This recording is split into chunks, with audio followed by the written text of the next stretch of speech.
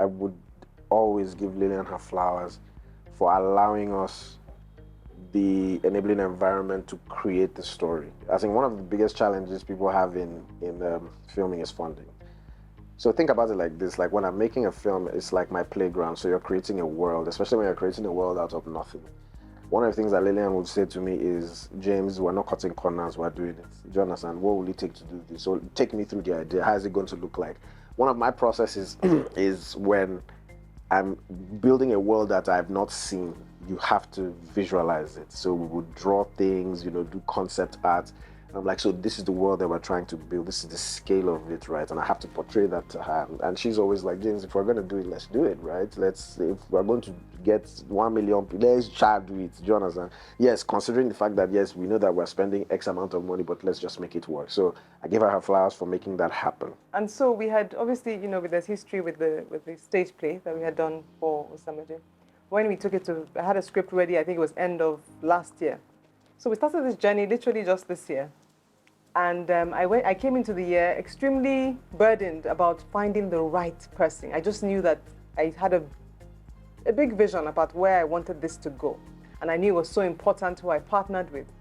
So it was a concern and heavy prayer point, I would put it that way, in finding the right person. So on this day, I woke up literally thinking, okay, I needed a kind of person, right?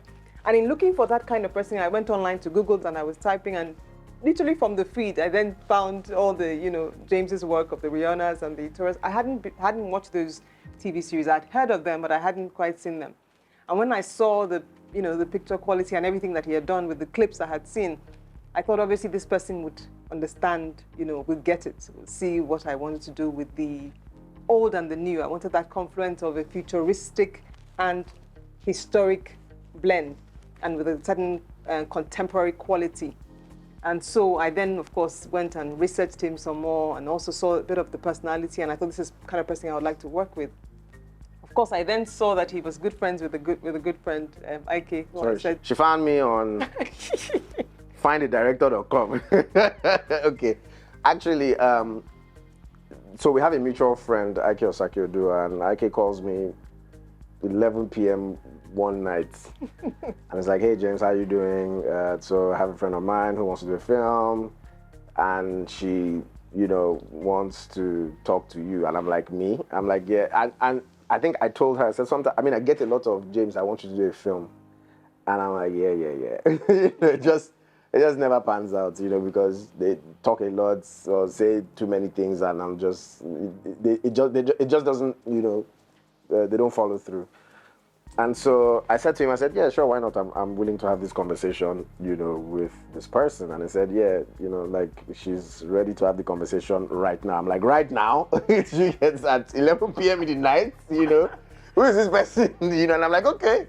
So I went downstairs, sat in front of my piano and turned on my phone and, Lillian was on the other, end. And I think she was sitting on this chair when you called.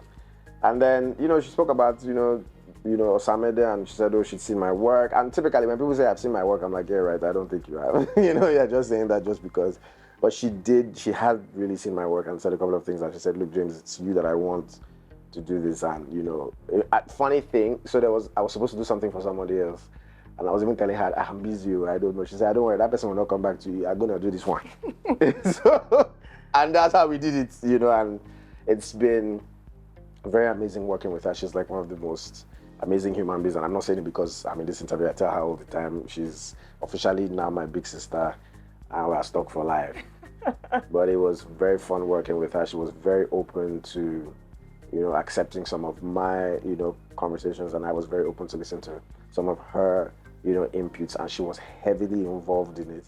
And one of the things we did is we did it together. She's not one of those EPs that will be like, oh, take money, go and do it. I don't care what the outcome is, right? And that was very beautiful, to see. Even though this was her first time, it's not easy for executive producers to defer to, directors. Some people will come and be like, it's my money, do what I want to do. I don't care who, do you understand? But she carefully listened to me, gave me her own points of view, and I also had to defer to her in certain areas. And it's great. I love working with her, and I will do it over and over and over again. Well, thank you. Appreciate it. I think if there are any challenges, it wasn't necessarily creating the world. It's just the logistics around creating that world. We shot in two, towns in Edo State, Ososo and Fuga. And these are 3 to 4 hours away from Benin. City. So you have to fly to Benin. Then you have to drive So imagine, just think about it like you're transporting two big generators, you're transporting over 100 plus people, and those people would need security, and you're transporting building materials from outside of Edo State. And in all this time, you have maybe about 2 months to build an entire village. Then, you're building in a village, and then, the weather, a lot of other things. And that's where the difficulty, comes in. But again, with the experience that we've had, you mitigate those issues by planning accordingly. And yes, we had issues. Do you get the We lost days. Well, we lost 2 days because we shot in 14 days. We lost 2 days, it's due to a couple of things, but those challenges were there. There were other challenges I can't even mention, but there were challenges. There were things that happened that we almost were like, we're not doing it again. Do you understand? Would have been justified. And would have been justified. Yeah, like we're not doing it again. Do you get? And these are things that we both experienced. But we came back and then we made it happen. And now that we look back, we're telling ourselves, yes, those things, yes, they happened, but we scaled through it and we did it. So it's fun doing these things. I was telling her earlier on, like, it's addictive when you build these worlds. Do you understand? It's fun doing it. And as long as the enabling environment is created and it's available for those things to be made, it's a piece of cake. That side, and every challenge, when you look back, a lot of the things that we thought were setbacks, a lot of them even turned out to be to our benefit. So it was quite an interesting experience, even with all of that. We had the support, of course, of the kings of the communities, also looking out for us, trying their best to give us the support that we needed to navigate the terrain. It was very interesting, huge learning curve for me, witnessing just the process flow and to deal in those circumstances. But most importantly, we made it authentic and we shot the movie in Edo State. And I'm very proud of that decision, that we went back to the homeland to do in that space where the movie was referred to, and that was extremely special. And so many beautiful locations that we could have missed if we hadn't taken that choice. And I'm super grateful that the team and everybody was convinced that we would make the movie in Edo State, regardless or in spite of some of the daunting challenges that we went through to make that happen. As storytellers, we're like griots. Griots are people who take your culture and your stories and they pass it from one generation to the other. I think that as Nigerians, one of the best things that film has done, especially when you have films that tell authentically African stories, is that they take our culture and they disseminate it to, our children and our children's children and other people who are not even a part of our own, the Nigeria as a country. There's a lot that I've learned about the Benin Kingdom in itself, the language, the nuances, just by making this film. And even just by doing other epic projects. And I think why this is important is, it is first of all important to tell a Benin story or an Edo story, because what you're doing is Edo to the world. You're telling people that these people existed, these people went through certain things, this is who they are, this is their glory, this is their livelihood, this is who they are as a people. And then, one of the important things is that there's a messaging in the story in itself. And I will say that the messaging is, the film really is a hero's journey of how, one, you wake up and you realize that there's something special inside of you, and how you use that special thing to affect the people who are around you. The messaging is very important, and it's important that it doesn't just also apply to the people of Edo State, but it also applies to everybody in Nigeria, in Scotland, or wherever. But this is a showcase of the beautiful culture of the Edo people, the Benin people in particular, and it's also a beautiful showcase of a historical moment, though it's a fictional story. But there are real elements, of things that have actually happened, and it's us telling this story and casting a light to say, this is the Edo history, our culture, our dressing, our nuances, and we're projecting it to the world. And it's very important that we make that statement and we talk about the culture of the Edo people, and then tell this story, and then the messaging in the story, which is also important. It's important to say it because people just need to hear it, they need to know it, and they need to benefit from it. In addition to what James has said, it's significant because it's a story of restitution. Yeah. It's really very timely.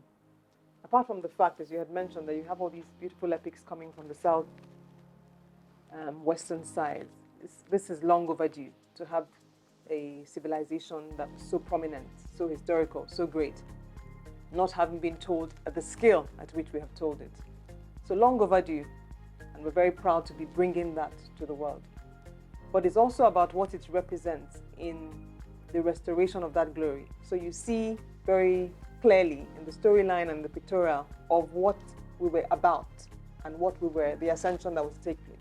We see perhaps the distortions, and it's somewhat of a challenge or a provocation to think about what next and how we go forward. So it's quite symbolic to the Edo custom, to Nigeria, to Africa as a whole, as to the new era for Africa. So it has, a lot of layers of messaging that when you see it, you would understand. As to what did not align, do you remember anything? There was nothing. I think that we had, and I mean, so the thing with this collaboration is that she's the executive producer and she has a vision. My job is to take that vision and deliver it the best way possible. I'm not proud in the sense that, I'm not taking the vision and saying, no, it's my own. I don't really care about what let me tell you. No, my job is to enhance it and amplify it. So in terms of the story that, we talked about, so the stage is different from film. Yeah. And with my experience in telling stories, what you want to do is to be able to capture, with all the work that we knew we were going to do, was be able to capture the story, succinctly and saying, if we have this character, this is what we should do. And we talked through the process. There was nothing we didn't, there was nothing we disagreed on. Yeah. And so if she had an input to say, oh, James, even currently, when we're having conversations about, color and some things, and she's like, oh, I think this is like this, right? And if I have an opinion, I'll say, oh, I think the reason why this is because of this, right? But if you're not comfortable with this, then we can always go back to do this. Do you get? So there was never a time when she says, oh, James, do this, and I'm like, no, this is how we must do it because I'm the director. Do you understand? No, so we always talked through certain things. And the wonderful thing I appreciate about her is she would say to me, so James, try to make me understand because I'm new. Do you understand? Like, I don't know why this is happening. So explain it to me. And then I would go, okay, this is the reason why I'm doing this and this. And then she's like, oh, okay, no problem. And there was something that she didn't necessarily agree with. She'd be like, oh, okay. She wouldn't say, oh, no, I don't agree with it. She's like, oh, why don't you think we do it this way, right? Which is the best form of collaboration. So, no, we didn't disagree on stuff. And that's the whole point of it being a collabo. You brought your, expertise. I brought my expertise. We deferred to each other and we made it happen. My final thoughts would be, what people need to take away from this is that we've made an amazing film, and we can't wait to share it with the world, and it will be coming very soon. But we wanted everyone to know that, we've gone into the world of magic and the world of beauty and the world of culture, and we've cooked this amazing meal, and we're ready and excited to bring it to the world, and I can't wait for everybody to watch it, and I can't wait for everybody to enjoy it.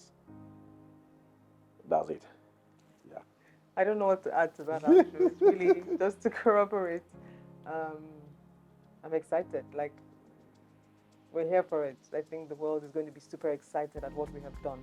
I'm normally a bit more modest with how I describe my work, but in this one, I can't even be modest. I'm excited. I'm excited, truly excited for the world to see what we've done with this, and super, super happy.